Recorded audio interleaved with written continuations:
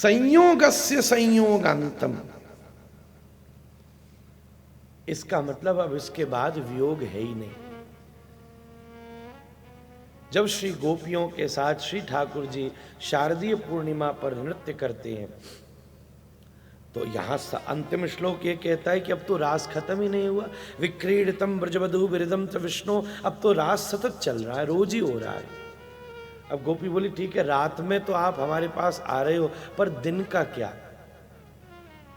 युगल गीत में ठाकुर जी के गौचारण के वक्त श्री गोपियां बाम बाहु कृत बाम कपोलो वल्गित ब्रूरधरार्पित वेणु कोमलांगुलिभिराश्रित मार्गम गोप्य ईरयति यत्र मुकुंद व्योमयान वनिता सहसिद्धैर् विस्मितत्तदुपधार्य सलज्जा काममार्गण समर्पित चेता कश्मलं ययुरनिवृत प्रिय। अभी तक क्या था? पहली दशा थी जब वियोग का अंत वियोगी हुआ था, वो वेणु गीत। दूसरी दशा हुई जहां संयोग का अंत वियोग था, प्रणय गीत। तीसरी दशा जहां वियोग का अंत संयोग था, गोपी गीत। गोपी गीत, वेणु गीत, प्रणय गीत का तो ठाकुर जी अंतर ध्यान हो गए, पर गोपी गीत के बाद पीतांबर धरस रख गए। वियोग का अंत था संयोग। और युगल गीत क्या है? अभी रात्रि की भेंट तो हो रही है, पर दिन में क्या होगा? तो ठाकुर जी ने लीला करी अरिष्टासुर की। बछड़ा के रूप में आयो असुर, बछड़े के रूप में बछड़ा बन के घुस गया। ठाकुर जी ने किया उसका वध। ठाकुर, अब राधा रानी आई सखियों के साथ, राम राम राम, इसको लाला, इस लड़के को ब्रज से बाहर निकालो भाई, गाल बजा दिए, राम राम राम, ये अपवित्र है, अब इसको छूना नहीं, ये घोर पापी है। ठाकुर जी बोले किशोर जी क्या बात कर रही हो? बोले तुमने बछड़ा मारे हो, तुमने बछड़ा मारे हो? नहीं नहीं नहीं, क्यों था, मैं तो गोपाल हूं, मैं तो गोविंद हूं, मैं बछड़ा थोड़ी ना मारूंगा। ये बछड़ा नहीं था, ये तो असुर था, मैंने असुर मारा है। नहीं नहीं नहीं, झूठ मत बोलना। अगर तुम में इतनी ताकत है कि तुम असुर को मार सकते हो तो तुमने पहले गौ के वेश से उसे मुक्त करना चाहिए था, फिर मारते। बोले ऐसा कैसे हो सकता है? बोले तुमने पूतना के वक्त नहीं किया था क्या? पूतना का जब दूध पिया तो वो अपने रूप बदल गई और फिर राक्षसी के रूप में मरी है वो। तो तुमको इसको भी पहले अपने वास्तविक स्वरूप में लाकर मारना चाहिए था। हमारे सनातन धर्म की विलक्षण धारा है। एक तरफ ठाकुर जी गौपालक भी और एक तरफ अरिष्टासुर का वध भी कर रहे हैं। अच्छा किशोरी जी, अब इतनी तो हमने दिमाग नहीं लगाया। अभी तो हम कहते हैं थोड़ा दिमाग सुधार के रखो अपना। अच्छा, अब जो भूल हो गई सो हो गई, अब स्वामिनी कैसे हम पवित्र होंगे? बोले पवित्र होने के लिए तो सारी नदियां और सातों समुद्रों में स्नान करो। बोले इसमें तो बहुत टाइम लगेगा, एक सुविधा क्या आप हमें दे सकती हो? बोले क्या? बोले मैं सब जगह जा जाके नहाऊं, उससे बढ़िया मैं सबको यहीं बुला लूं तो कैसा रहे? सारी नदियां और सारे समुद्र यहीं बुला लूं तो आपको ठीक लगेगा? किशोरी जी बोले तुम्हारे बाप के नौकरों तो जरूर बुला लो, हमको क्या करना है। ठाकुर जी ने बुलाए, ए गंगा कावेरी जमुना गोमती व्यास नर्मदा चनार झेलम रावी तृष्णा अलकनंदा मंदाकिनी, अब आ जाओ सबरे सातों समुद्र आ जाओ। सबरी नदियां हाथ जोड़कर खड़ी हो गई, जय हो योगेश्वर भगवान आज्ञा करें। ठाकुर जी बोले किशोरी देख लो, ये सब तो मेरे पैरों में गिरी पड़ी है, ये मुझे क्या पवित्र करेंगे? मैं इन्हें पवित्र करता हूं कि ये मुझे पवित्र करेंगी? फिर बोले मैं बताता हूं आपको मैं कैसे पवित्र होऊंगा। किशोरी जी आप विराजिए, किशोरी जी को विराजमान किया। श्री किशोरी जी के चरणारविंद को श्री ठाकुर जी ने अपने शीश पर पधराया। गंगा जी से कहा, गंगा डालो किशोरी के ऊपर जल। श्री किशोरी जी के श्री अंग का अभिषेक होते होते श्री किशोरी जी के चरणों से वो श्री जल ठाकुर जी के ऊपर आया। जमुना डालो, कावेरी डालो, गोमती डालो। अब महाराज दोनों जगह जल आया। जहाँ श्री किशोरी जी विराजमान हुई वहाँ भी गड्ढा बन गया तो वहाँ कुछ जल भर गया, और जहाँ ठाकुर जी विराजमान हुए वहाँ भी गड्ढा बन गया, वहाँ भी जल भर गया। और बीच में जो मेण बची थी ठाकुर जी ने अपनी पोली बंसी से नीचे से उसमें छेद करके और दोनों जलों को मिला दिया, और वही दोनों श्री राधा कुंड श्याम कुंड बनकर प्रकट हो गए। बोली राधा कुंड श्याम कुंड की। अब तो नेक जोश में बोल लो, कल ते कह रहा हूं तुम लोगों को। राधा कुंड श्याम कुंड गिरि गोवर्धन माधुर माधुर बंसी बाजे यही तो वृंदावन। राधा कुंड श्याम कुंड गिरि गोवर्धन मधुर मधुर बंसी बाजे यही तो वृंदावन। राधा कुंड श्याम कुंड गिरि गोवर्धन मधुर मधुर बंसी बाजे यही तो वृंदावन। राधा कुंड श्याम कुंड गिरि गोवर्धन मधुर मधुर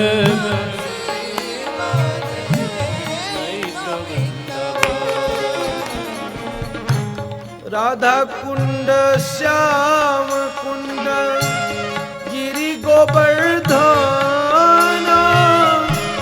माधुर माधुर बंसी बाजे यही तो वृंदावन। राधा कुंड श्याम कुंड गिरि गोवर्धन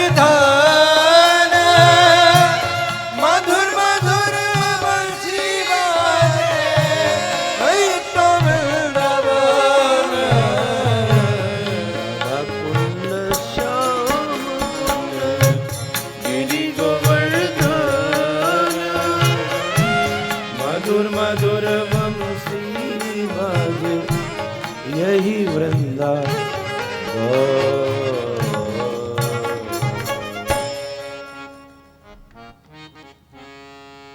तो महाराज संयोगस्य वियोगांतम वियोगस्य संयोगांतम और संयोगस्य संयोगांतम।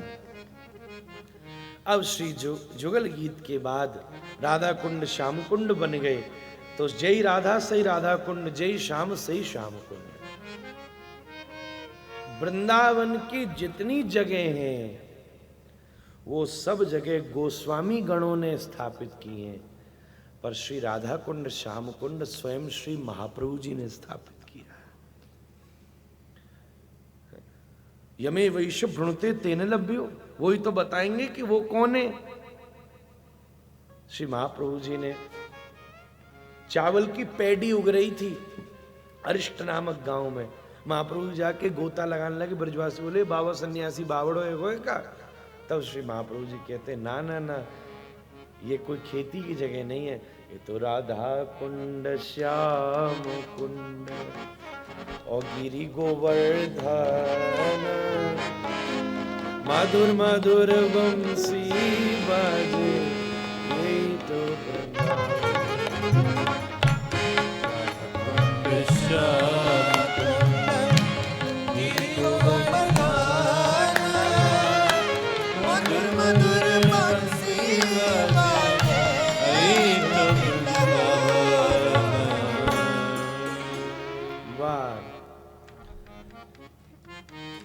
अब क्या हुआ। श्री वृंदावन रात्रि की रासस्थली है गई। श्री राधा कुंड श्याम कुंड अखंड रासस्थली। जल रूप में जय राधा सई राधा कुंड, जय श्याम सई श्याम कुंड। दोनों प्रभु, दोनों कुंड राधा माधव के स्वरूप हैं। बीच का चबूतराई श्री चैतन्य महाप्रभु का स्वरूप है। दोनों मिले हुए हैं। जहां इस तरफ की पहली सीढ़ी ही सब सखी हैं, दूसरी सीढ़ी ही मंजरी हैं, तीसरी सीढ़ी ही किंकरी हैं। यही श्री राधा कुंड श्याम कुंड का अद्वैत तत्व स्वरूप है। तो ये क्या है? संयोगस्य संयोगांतम। तो जहां संयोगस्य संयोगांतम होता है वहां संयोग अखंड हो जाता है। संयोग का अंत संयोग, फिर संयोग का अंत संयोग, फिर संयोग का अंत संयोग, फिर संयोग का अंत संयोग। तो चार चीजें याद करो। जब वृंदावन में आकर किसी प्रेमी से टकरा गई, यही खोजना बस। अरे आप तो ठीक थे, क्या हो गया? क्या बताएं, मेले में गए थे, किसी खुजली वाले से छुप गए, हमारी भी एलर्जी हो गई। अरे क्या हुआ? हम तो ठीक थे, वहां गए, किसी ने मुंह पे छींक दिया, हमको भी रोग लग गया, फ्लू हो गया। अरे ये क्या हो गया? अरे क्या बताएं, किसी बाजार में कोढ़ी से छुप गए, कोढ़ हो गया। क्या ऐसा नहीं हुआ कि वृंदावन में आए, किसी प्रेमी से छुप गए और कृष्ण चरणों का प्रेम हो गया? ये प्रेम रोग क्यों नहीं लगा?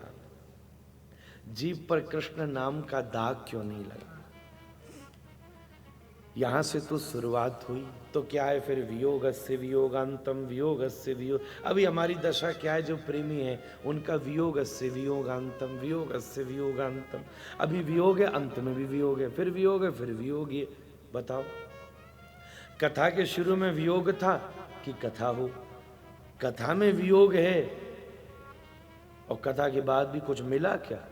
तुम अपने घर, हम अपने घर, कछु में हाथ ही ना लाग्यो।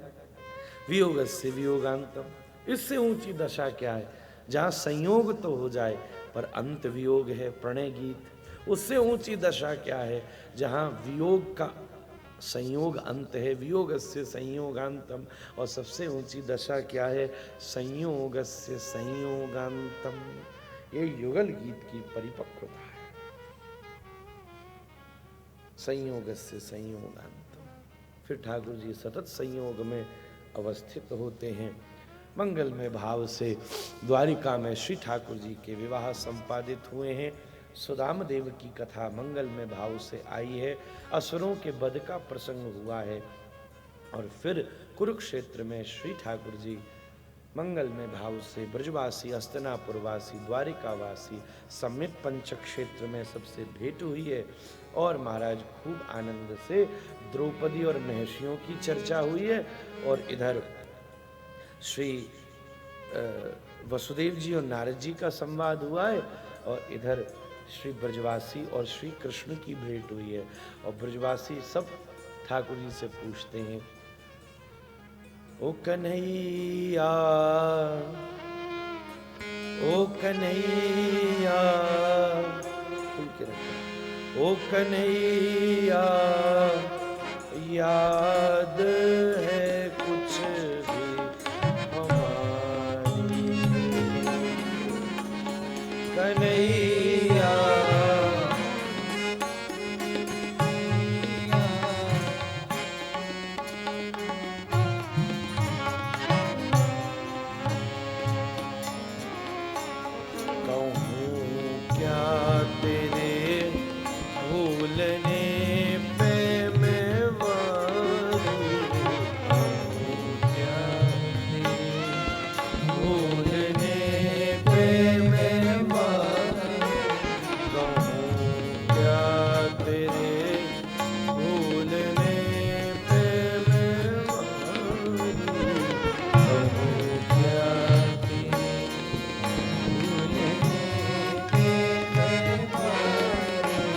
कन्हैया, ओ कन्हैया, याद है कुछ भी हमारी?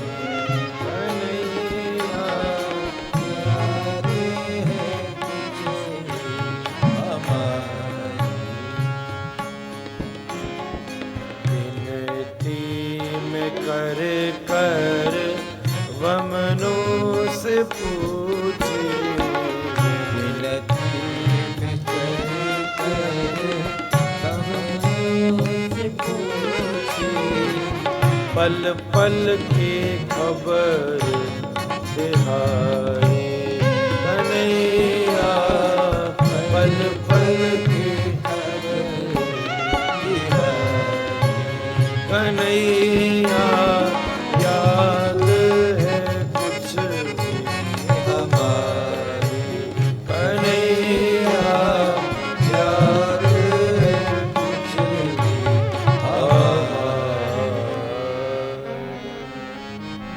वसुदेव जी और श्री नारद जी के मध्य संवाद हुआ।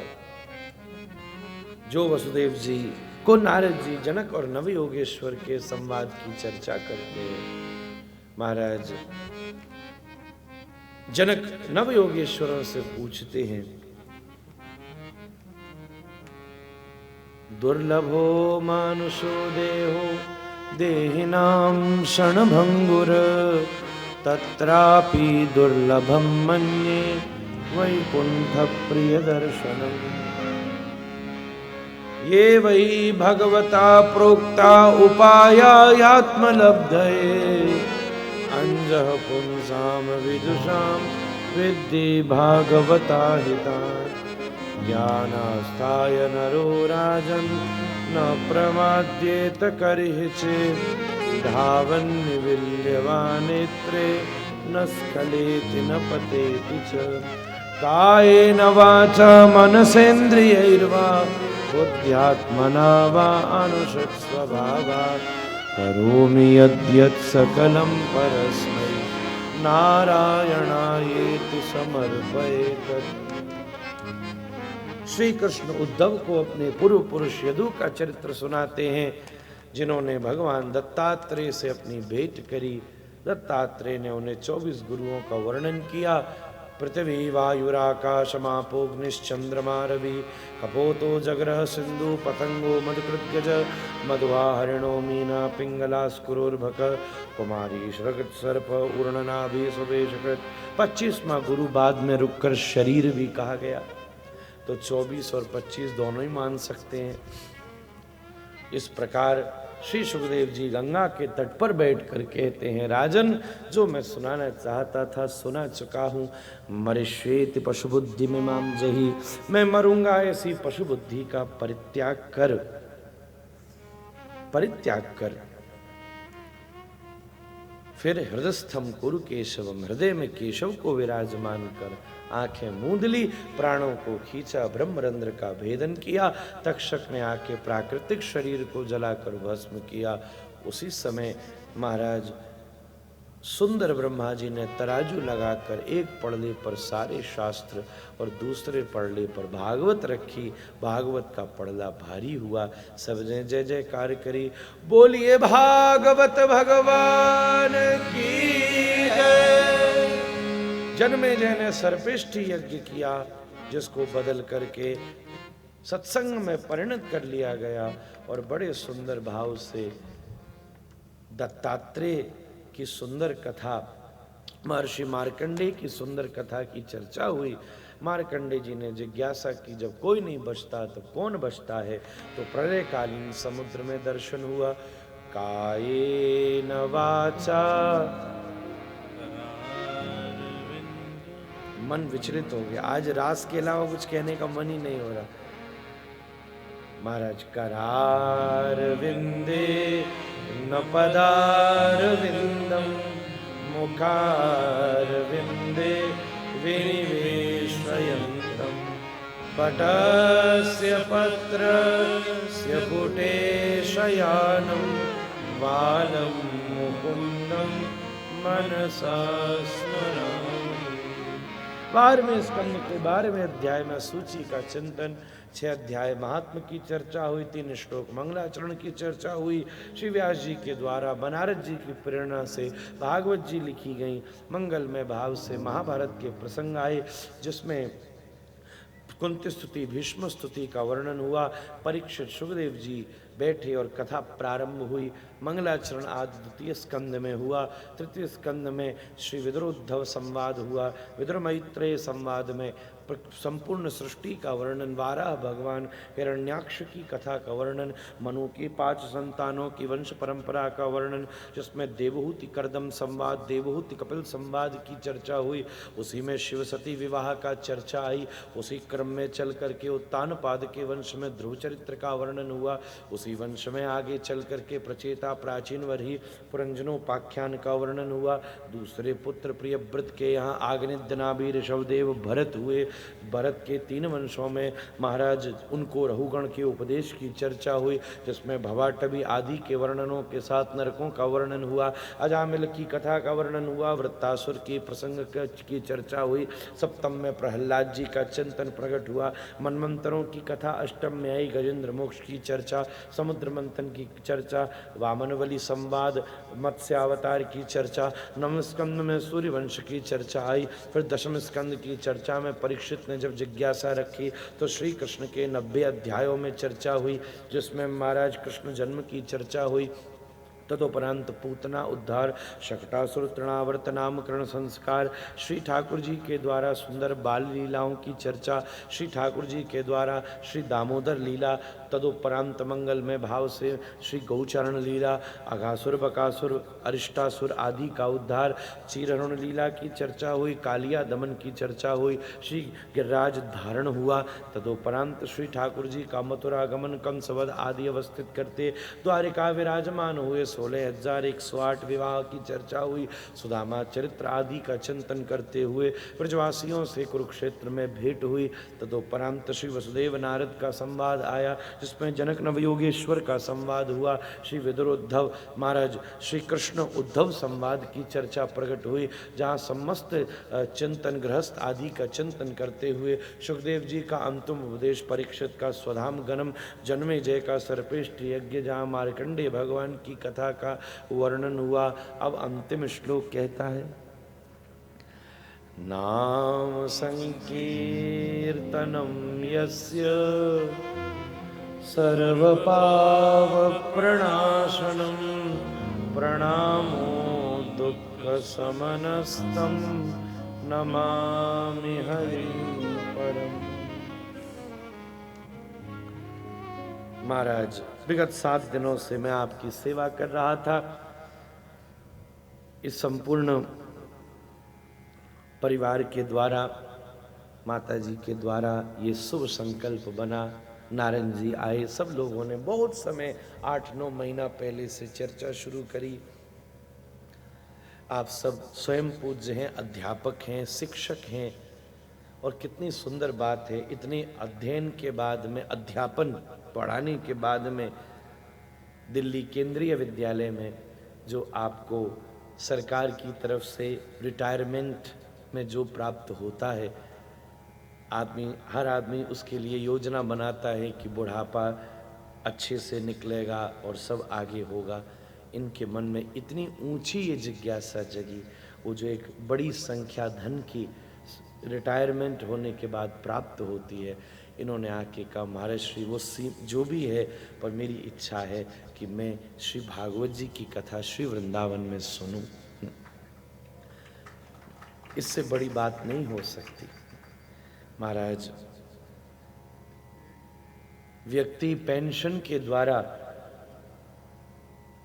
अपने ओल्ड एज का अरेंजमेंट करता है, पर इन्होंने तो इस लोक का अरेंजमेंट करता है, इन्होंने तो परलोक का भी अरेंजमेंट कर लिया। इस लोक का क्या, इस कथा के माध्यम से परलोक का भी अरेंजमेंट हो गया। बहुत सुंदर। और सब इनका परिजन पूरी देश दुनिया से आए, और सब, कई लोगों ने पहली बार कथा सुनी, कई लोग पहली बार वृंदावन आए, कई लोगों ने पहली बार राधारमण जी, बिहारी जी, ये सब वृंदावन। इससे बड़ा क्या परोपकार हो सकता है। आपने उन्हें भगवान से मिलाया, कथा सुनाई, वृंदावन में प्रसाद पाया, संत जनों का दर्शन मिला। आहा, सच्ची बात है, जन्म जन्मांतरों की प्लानिंग हो गई, परलोक की प्लानिंग। बहुत ऊंचा ये विचार था, मुझे उसके प्रति बहुत हर्ष हुआ। और मैंने भी कहा बिल्कुल, हालांकि क्योंकि इनकी भी जीवन में पहला आयोजन था कथा का, तो इनके मन में भी कई प्रश्न संदेह। मैंने यही कहा, बिल्कुल निस्संदेह निश्चिंत बैठो, हम भी चाहे भव्य आनंद से करेंगे, चाहे हमें अपनी तरफ से कुछ चाहे क्यों न करना पड़े। आप सुख में रहो, पर उसकी आवश्यकता ही नहीं पड़ी। इन्होंने भी पूरी उदारता दिखाई और ठाकुर जी की कृपा से हम में भी खूब उत्साह रहा। शरद पूर्णिमा की ऐसी तिथि और कितना भव्य समायोजन यहाँ हुआ। मैं चाहता हूँ सभी इनके लिए एक बार ताली बजाएं। ठाकुर जी के चरणों में खूब प्रार्थना, भगवान इन्हें खूब शांति, समृद्धि और अपने चरणों में, और सब तो हो गया, आयु हो गई, घर परिवार संभल ही गए, पर अब अपने चरणों की खूब अविचल भक्ति प्रदान करें। खूब इनके जीवन में भजन हो, शांति हो और खूब खुशी हो, निहाल कर दें खुशी से भगवान। पूरे परिवार का भी हमने सबके सत्कार की व्यवस्था पूर्ण प्रयत्न किया, अच्छे से हो, सब यहाँ रहे भी। फिर भी अगर किसी को कोई कमी लगी हो तो हम स्वयं आश्रम की तरफ से उससे माफ़ी चाहते हैं। आप सब इसी प्रकार यहाँ आते रहें, यही इस स्थान की शोभा है। मेरा तो एक ही कमरा है सामने वाला, और सब चीज़ जगह तो आप सभी के लिए हैं सदैव। और बिल्कुल यहाँ यहाँ रहने वाले व्यक्ति सब, एक तो यहाँ कोई अपरिचित व्यक्ति नहीं आता। ये यहाँ जो भी व्यवस्थाएं हैं, ये कोई ऑन रेंट नहीं है, आप पैसे से इसको नहीं ले सकते। और प्यार से चाहो तो मैं आपके नाम पर रजिस्ट्री करने को तैयार। यहाँ उसकी कोई प्राथमिकता नहीं है। यहाँ रहने वाला व्यक्ति वैष्णव हो, खूब ठाकुर जी का भजन करे, प्रसाद पाए और अपने घर की तरह रहे। ऐसी कोशिश बड़ों ने हमें सिखाई है और हम फिर भी प्रयत्न, कई बार हमसे कुछ भूल हो सकती हैं, पर हम प्रयत्न करते हैं कि उस सात्विकता को, चाहे कुछ असुविधाएं भी लगें। हमसे कई लोग कहते हैं महाराज जी कमरों में और ऐसा कर दीजिए, वैसा कर दीजिए। मैंने कहा भाई आपकी इच्छा हो तो आप ज़रूर करें, हम अपनी तरफ से जो प्रयत्न करते हैं, बस मैं चाहता हूँ उतनी व्यवस्था करें जिससे हमें किसी से भी भिक्षा यापन न करनी पड़ जाए। आप अपनी आनंद सुविधा से रहें, और यही यहाँ की व्यवस्था की। नारायण लेटे और लक्ष्मी चरण दबा रही हैं, यही जीवन का वैकुंठ है। सुख इतना हो जिससे शांति में समस्या ना आए। नारायण लेटे हैं और लक्ष्मी चरण दबा रही है। नारायण का लेटना ही शांति और लक्ष्मी का चरण दबाना ही सुख है। शांति के अधीन सुख है। व्यवस्था तो खूब हो सकती है, पर फिर भी कोई यहाँ अव्यवस्था किसी संपूर्ण नारंग परिवार के अतिथियों को लगी हो तो मैं क्षमा याचना करता हूँ। आए हुए सब श्रोताओं के प्रति भी मेरा उद्गार। मैंने खूब समय का उल्लंघन किया, अपने घर की बात है, हो ही जाता था, पर मैं सच बताऊं बहुत व्यस्ततम क्रम की वजह से हुआ। देरी जरूर हुई, पर हाँ धोखा नहीं हुआ। डिले जरूर हुआ, डिफीट नहीं हुए। थोड़ी समय आगे पीछे हुआ, पर उसे पूरा नहीं किया गया। कोशिश करके खूब ठाकुर जी का चिंतन यहाँ किया। संत महंत पधारे, उनके चरणों में मैं प्रणाम करता हूँ। हमारे विद्युत विप्रजनों ने इसके कर्मकांडीय पक्ष को संभाला, उन्हें भी प्रणिपात प्रस्तुत करता हूँ महाराज। तदुपरांत श्रोताओं को धन्यवाद व्यक्त करता हूँ। तदुपरांत जिन्होंने हमारी आवाज़ आप तक पहुँचाई उन्हें धन्यवाद करता हूँ। यहाँ के मूवमेंट्स को रिकॉर्ड किया माधव को धन्यवाद करता हूँ। सब जगह इंटरनेट पर प्रसारण भी हुआ, उसके प्रति भी मेरा भाव, मैं अपने कीर्तनियाओं के प्रति भी भाव व्यक्त करता हूँ। तदुपरांत आश्रम के जितने भी सहयोगी लोग थे, किरणपाल जिन्होंने आपके कमरों को किया, हमारे भंडारी गोपाल जी जिन्होंने सब भोजन बनाया, आपके कमरों को जिन माताओं ने साफ रखा, बल्कि शौचालय तक उन्होंने स्वच्छ रखने का प्रयत्न किया, वो सब छोटे जिन्होंने बाद में, सबसे ज़्यादा मेहनत में देखता था बाद में होती थी जब सब प्रसाद पा लेते थे, और रात्रि में जो सब बर्तनों के परिमार्जन की जिस बच्चे ने सेवा करी, मैं धन्यवाद करता हूँ हनुमान जी को जो ऊपर बैठे रहे और विजातियों को यहाँ नहीं आने दिया। लंगूर जी महाराज ऊपर बैठे रहे, दो एक तो आए और साथ में अपनी साथी भी ले आए। सो लंगूरिया यहाँ थी और 2 दिन पहले कम से कम यहाँ से 6-7 किलोमीटर दूर थे, ढूंढते ढूंढते वहाँ को खसम यहाँ आए गया। अब सब घबरा रहे कि भाई ये कैसे, एक तो बंधा हुआ था, एक बिल्कुल स्वच्छंद यहीं घूम रहा है वो, जब तक वो उसकी पत्नी रहेगी यहाँ, तभी तो शास्त्र ने कहा है गृहिणी गृह मृत्याशु। न गृहम गृहम उच्चते, जहाँ घरवारी हो वहीं घर है, अब बेचारो बंदर क्या करे। सो लंगूर जी महाराज, लंगूर बाली जी महाराज, सबके प्रति मैं धन, नहीं तो यहाँ पे चिरण लीला हो चुकी होती अभी तक। अगर ये लंगूर जी नहीं होते ना तो ये पूरा महाराज झूला बना पड़ा होता, छेद हुए तो हमने देखी है महाराज। पहले जब ये सुविधा नहीं थी 7वें दिन तक तो भोसड़ जाता था पंडा, ऐसा टेंट वालों की मार तो पीट तो गुदड़ी बन जाती पूरी ज्ञान की।